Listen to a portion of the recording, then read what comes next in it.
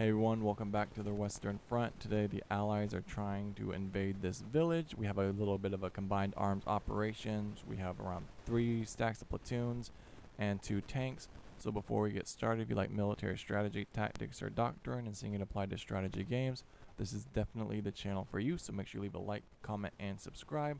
The goal is to take you or the players from casual players to applying more advanced tactics and overall really having a bit more immersion.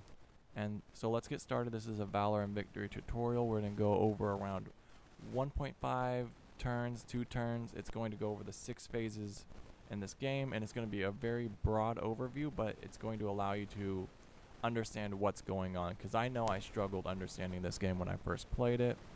So let's dive right into it. So during the command phase, you can do a lot of unit splitting. However, you'll notice that we're unable to split these units right here, because there's a stack of 4, so 4 rifle platoons and a commander. We would need to move one of these units off to split, and we're going to demonstrate that. So during this phase, we're not going to do much of anything. We're just going to progress and hit next. Alright, the fire phase is one of the first critical phases in this game. The big takeaway from this phase is that if you fire upon an enemy during this phase, you will not be able to move your unit during the move phase. So right now we have no line of sight on any enemies. As you can see, we can see this unit has line of sight, but he's greater than 6 hexes away. We can see that by clicking on this unit right here and seeing that the range of these rifle platoons is 6. So they cannot engage this unit over here. So we're going to hit next. Now we find ourselves in the move phase.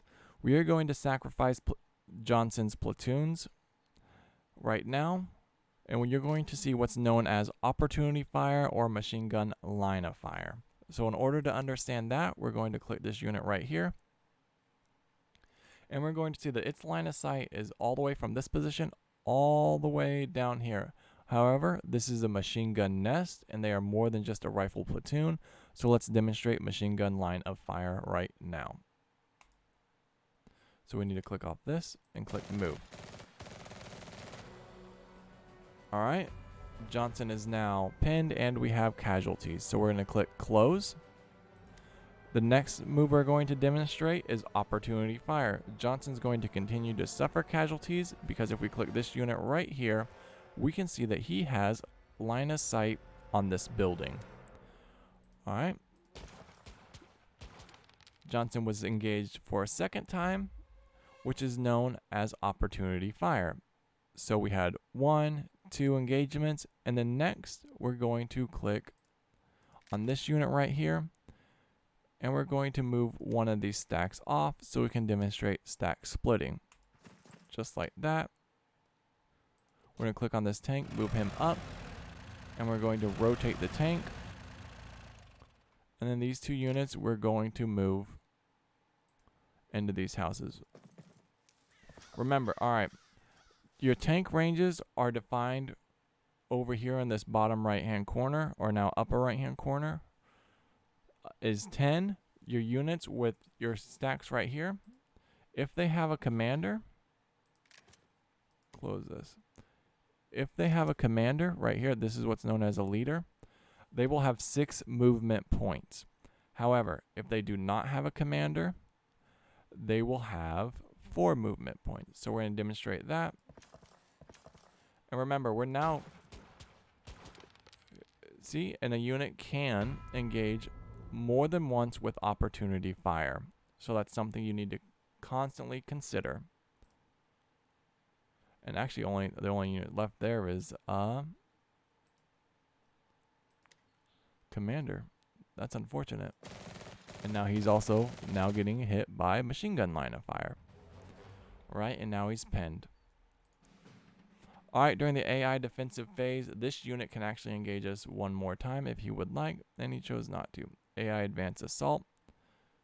Actually, that would be us. So he could move on these units. So let's see, he did nothing. Let's hit next. Our units are rallied. AI fire phase.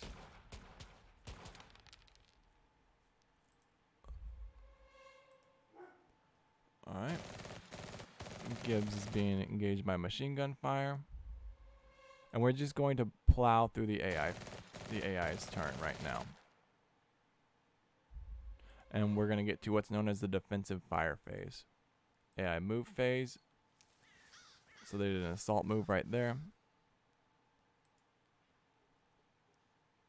Alright, so during the defensive fire phase, if we had line of sight, this allows us to engage the enemies one more time. This happens on the Germans' turn, and it's known as the defensive fire phase. This unit right here could also engage this house if he would like.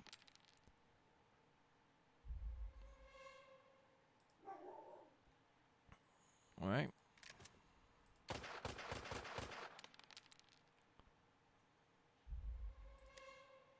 Then we hit next. AI advance assault. Looks like the AI did a close assault right there. Oh, he moved. So what he did was he moved onto this hex. So if we had this tank in position, we could engage this unit. Alright. Now let's demonstrate stack splitting if we have any units. So let's drop this down. So we have a full platoon right here. That's very fortunate for us. So what we're going to do is we're going to split them. As you see, now we have two separate platoons. Or we could actually recombine them. So if we bring this arrow back up, we select these two units, and we recombine them. A leader needs to be present, so if you hover over that, so like this unit right here that's just standing in the road, we cannot split him. However, since we have a leader present right here, we can split these two units, or we can reselect them and recombine them. So we're going to go over this turn one more time. So we're going to progress to the fire phase. So remember, when we do the fire phase, we cannot move during the move phase. So we're going to grab this unit right here. He's going to engage this bunker right here. We're going to continue to hammer that machine gun bunker. This unit's going to shoot into the trees. We're going to go close. We're going to hit next. Move phase, we are not moving any of our units. AI defensive phase, that means the AI can shoot back at us if they would like, which is exactly what they're doing. This machine gun's currently engaging them during their defensive phase. They're pinned. Johnson's currently taking more fire and has suffered casualties, but now we're in the advanced assault phase. Remember, so you have your fire phase, your defensive fire phase, and then you have the advanced assault phase. So now we can do some hand-to-hand combat with these units if we wanted.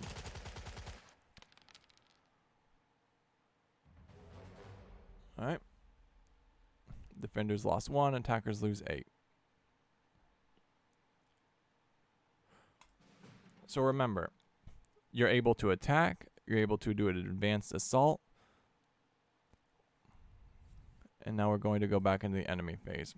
And that's essentially the video. That just demonstrates a lot of the key foundations of Valor and Victory and a very broad overview. If you want me to go more in depth in things, make sure you leave a like, comment, and subscribe. Leave it down in the comments below. Peace out.